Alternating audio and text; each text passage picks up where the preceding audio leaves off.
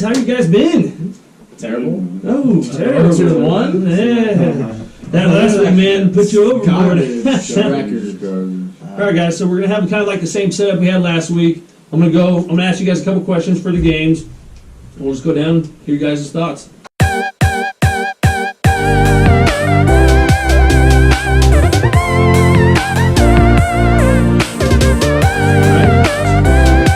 For the first game, we're going to do Jacksonville at Kansas City. So, we're going to go to the running backs on Jacksonville side. How do you feel with Leonard Fournette? With his recent injury again? I mean, he just had an injury. Now they're saying it's worse than his last injury. How are you feeling? I'm going to talk first to you because... Fournette. Yep, you got the Fournette. I was very happy, woke up 10:55, switched my lineup, put Leonard Fournette in, he says You put him in for who? Tariq Cohen, who ends up going off. I still think he offers value into the season. I'm going to hold on to him for now. Indefinitely could be in 2 weeks, 3 weeks. So I'm going to hold on to him. If someone offers me something that's too good to pass up, I'll do it. But yeah, that's top 8 running back at this point. I drafted him first round. Yeah, see, me personally, dude, I'm getting rid of him if I have him. I am off the train of Leonard Fournette. He's got the Titans and the Texans one more time, and I just feel like those defenses are way too Titans? strong. Yeah, Titans, baby. So what do you think his value is? I mean, I'm gonna look to get at least another decent running back. Just to throw out a name, maybe like a Josh Howard. Jordan Howard. Traded. Take a shot. So we think that anytime you say something that's wrong, you gotta take a shot. I said Josh. You're gonna get enjoyed that. I know, but I really want to. Chris Carson. Are you taking Chris Carson? No, I'm not taking Chris Carson. Sony Michel? No, you are not gonna. I mean, yes, he's a great running back, but James White got. So you're gonna take the risk. That's what I'm saying, but like, you're gonna take a risk on his injury for Leonard Fournette's injury prone. When you can have Sony Michel, who's potentially he could be a big I'm boom. saying like that would be a decent. That'd be a decent trade for Leonard Fournette. Okay. For me, being as you invested a top 2, first or second round pick in Leonard Fournette, being able to get the value back that you put in is impossible right now. You're not getting a top 10 running back. You're not getting a top 14 running back. I mean, anything after that is like iffy running back 2s that you might be able to move them for, but being able to wait and wait them out if you have that capability, if your team's not horrible, that would be my go-to, just because I think there's more value than what you can trade them for right now. All right, I like it. All right, so for the next game, guys, we got Titans at the Bills. Okay, Wayne, I'm gonna go with you first. This is your team. Marcus Mariota, he's coming back. He looked good last week with Davis. Would you put Davis and Tyrod Taylor? Are you going to put them on the same level? The number 2 receiver for Titans? No, I'm going to upgrade Davis just a tier above him, just for the sole fact that he's the deep threat. He has better chemistry. Taylor is more the slot guy. He gets, just more like the possession catches. But for this offense to win, they have to do the deep ball. They have to open up the field to get that rushing game going. So I just feel like I would rather go with Davis. So now, for you two, are you guys willing to trade to get one of those receivers? I think that I normally would have been for Corey Davis, but given that he just had a big week, it's not worth it now, because whoever has him is going to be asking more than you want to pay for him. But I think that, I think Davis is going to be good long term. He showed it in the playoffs last year. He had a big couple games, and then he's back with Mariota and has a big game. So I think he definitely has some boom potential. I'm not paying a whole lot for him right now. Corey Davis, I don't think I'm going to trade for him. Until Mariota can prove that he can stay on the field longer than 3 or 4 weeks at a time, I think, either one of those guys is.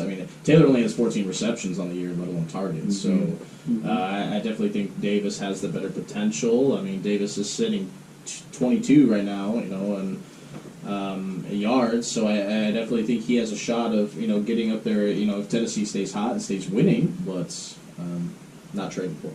All right. I like it, guys. All right, next game is Dolphins at the Bengals. All right.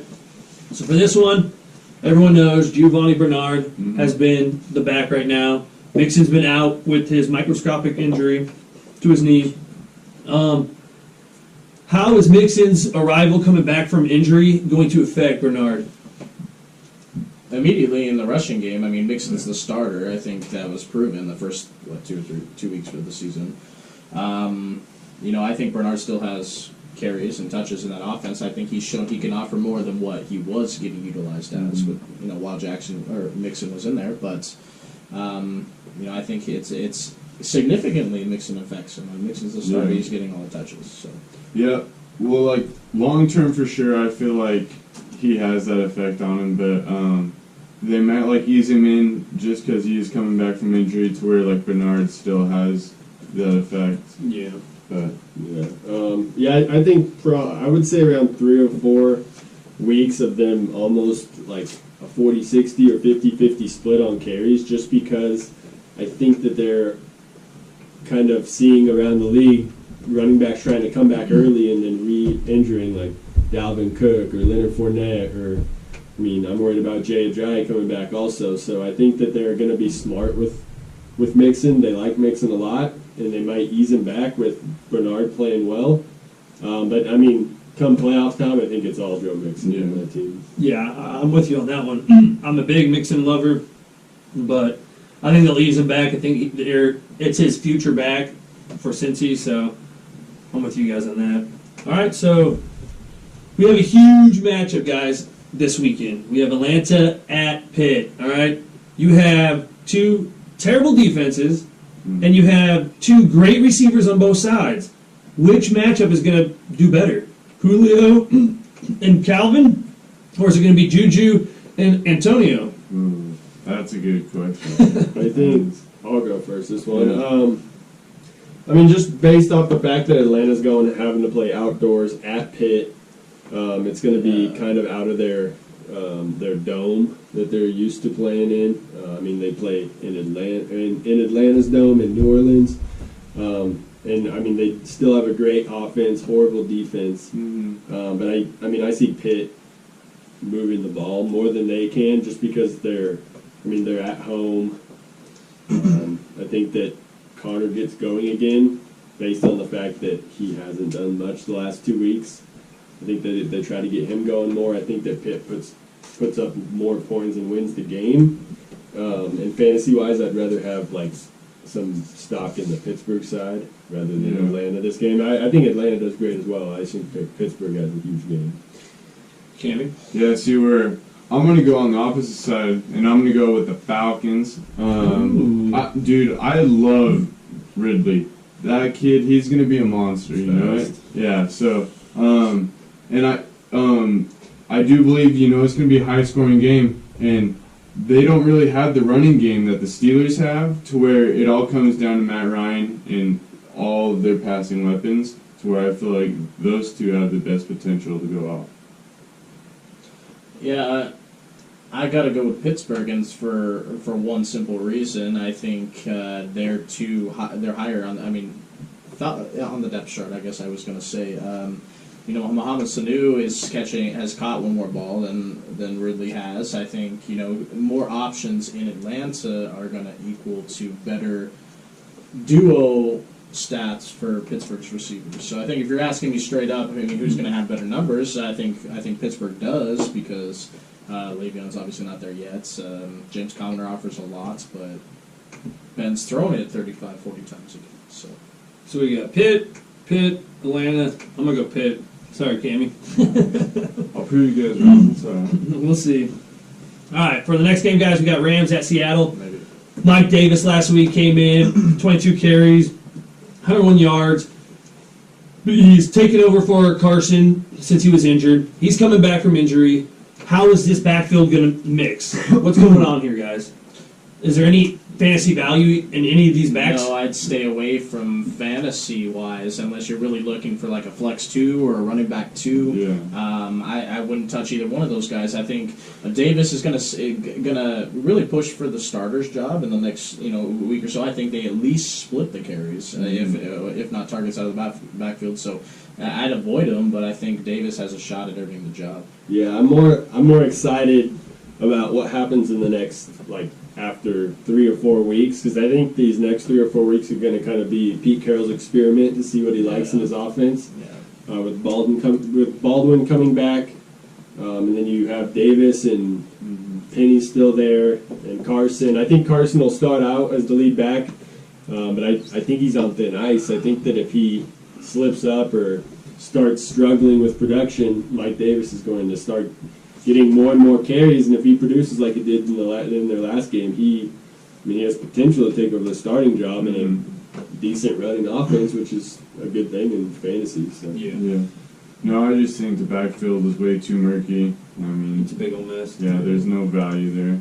Yeah, I'm waiting 2 or 3 weeks Yeah. to see what happens. Are you willing to pick him up though and put him in the bench spot? I mean, if I have nothing else, An and IR spot. I need a long ball, hopefully this falls into place and he ends up winning the starter's job, then Or- great. Or to handcuff But- him. I'd handcuff the Yeah, other guy, maybe. but I'm not willing to drop one of my needy wide receivers or another decent, pick him up. So Oh, yeah. You are. Yeah, I'm picking him up just because running back is so hard to come by, especially on the waiver wire. If you hold him for 3 weeks and nothing happens, then you can drop him for but another producing wide receiver. Obviously, you're not dropping a top receiver, but I'd be willing to, get rid of your 4th or 5th receiver option to see if you have potential for a starting running back. So that's just me. Oh, interesting.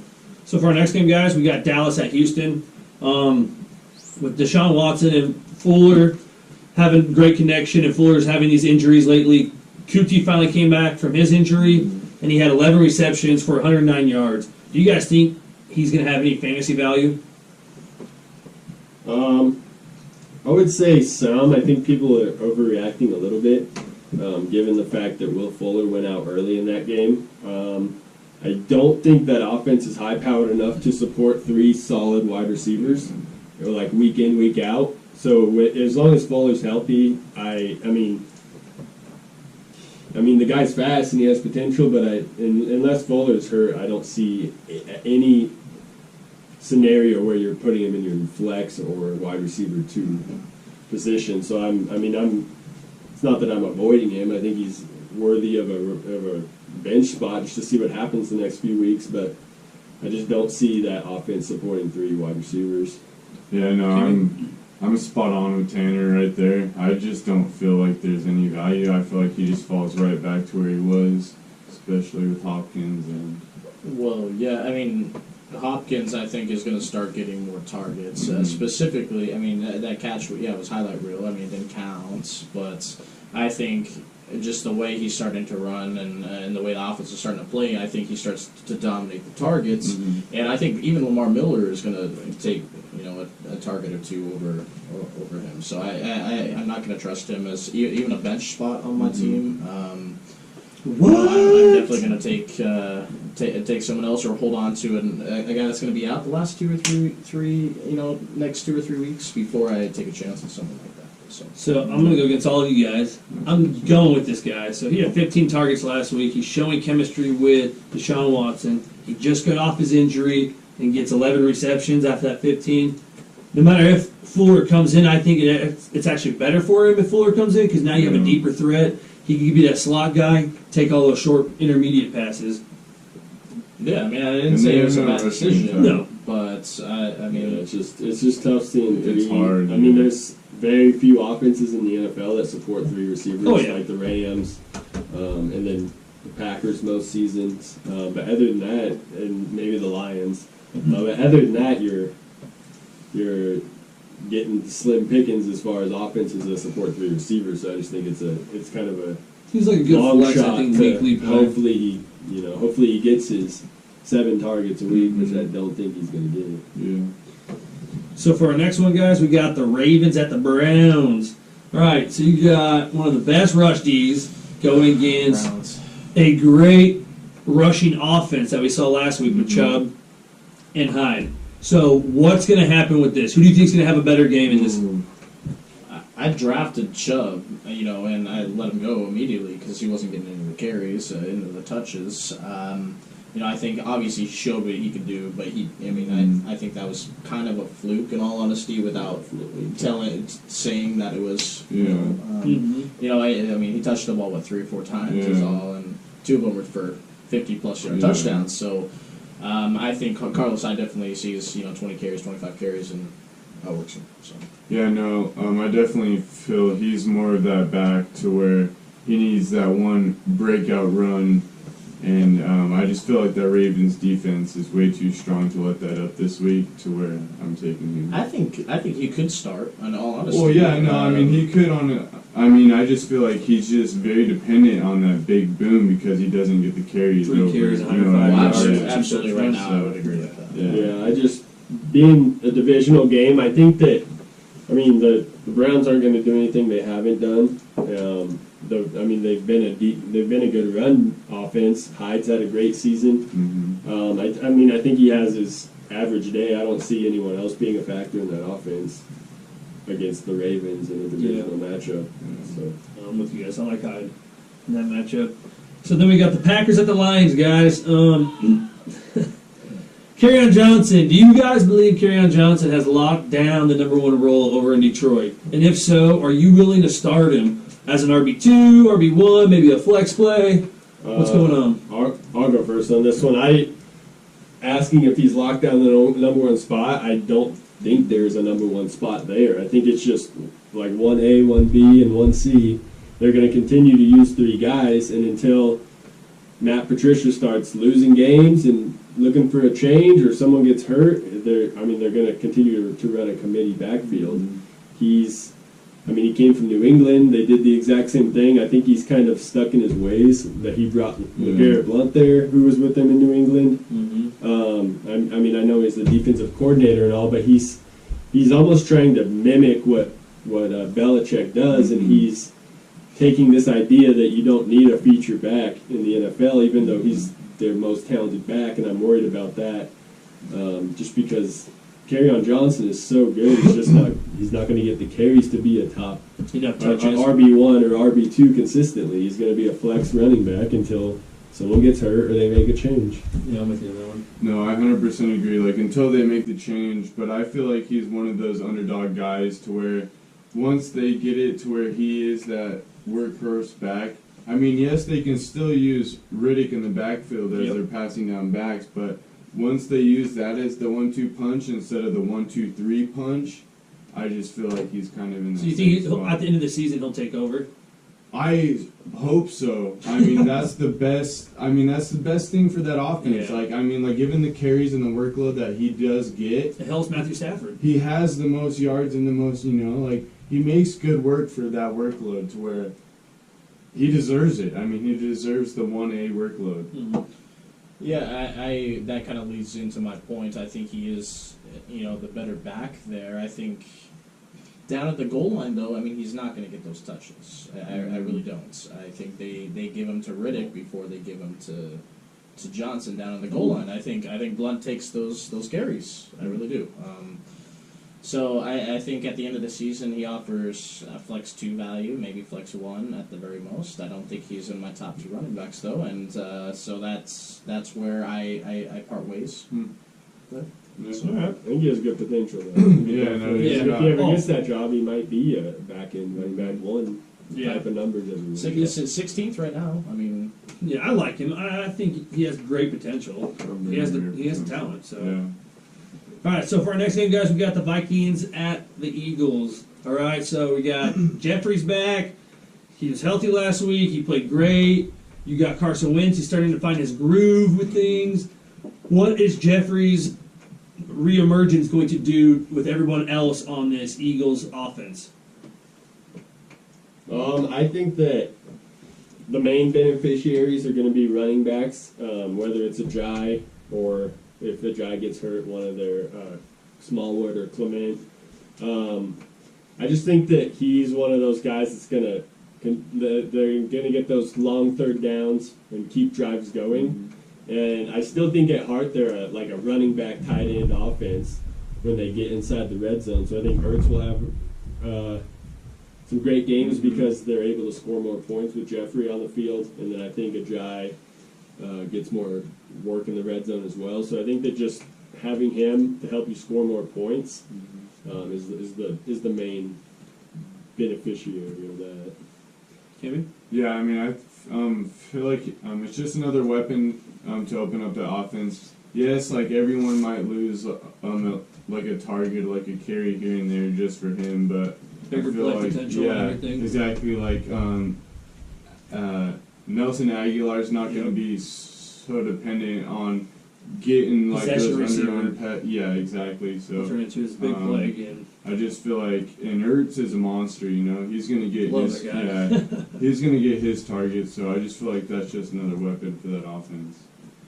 Yeah, I think he has an immediate impact on what the other receivers and the passing targets do. I think that also, just like you said, I think that helps out the running game more than anything else. I haven't been that impressed with Carson Wentz since he's been back. I think he's a little unsure of himself, whether that's mentally, speed of the game, whether that's his leg. I don't know what that is. It just visually he looks a little different. So passing wise in that offense, I'm not trusting a whole lot. I mean, Aguilar's been great. I mean, I think Aguilar has offered a lot, but.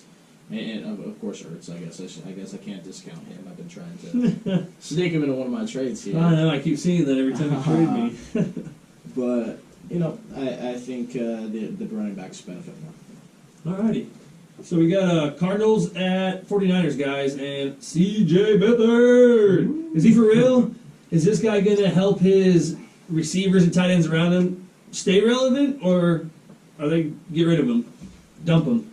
I don't feel better about any of the 49ers after seeing Beathard have a good game. I mean, Goodwin wasn't that involved. Garcon wasn't that involved. I mean, Garcon was a little more than usual, but I mean that's not saying much. Kittle had a good game. I'll give him that, but I don't see that continuing. They played the Chargers, who have struggled a lot this season with on the defensive side of the ball, and so I think that was kind of a one-time thing. I mean, I can't trust Beathard going forward. The only two people I would put any stock in on the 49ers would be Burita and Kittle. Yeah, just because they're going to be those consistent 100% guys that Shanahan works around. Yeah, like I feel like they've just lost so many weapons on that offense alone, to where they know that the season is pretty much almost over. To where now that that's out of the books, it really doesn't matter. I don't know, man. He had a good game. He did. I think he stays relevant. I think I can't put it down. I don't have the stats in front of me, but I think he outscored Jimmy G in any game this year. Passing, I mean, they're only averaging like 200 yards, 220 yards a game. I think passing something like that's bottom 20 offensively total. So. I wouldn't trust any of the players really in fantasy outside Burita. I mean, Burita has half the carries and just as many yards as all of the top 5 running backs. So I think Burita, if anything in the fantasy game, he's the guy to have in that offense. Otherwise, So now, do you think if no other team believes that Beathard's going to pass on them, do you think they're going to stack the box though?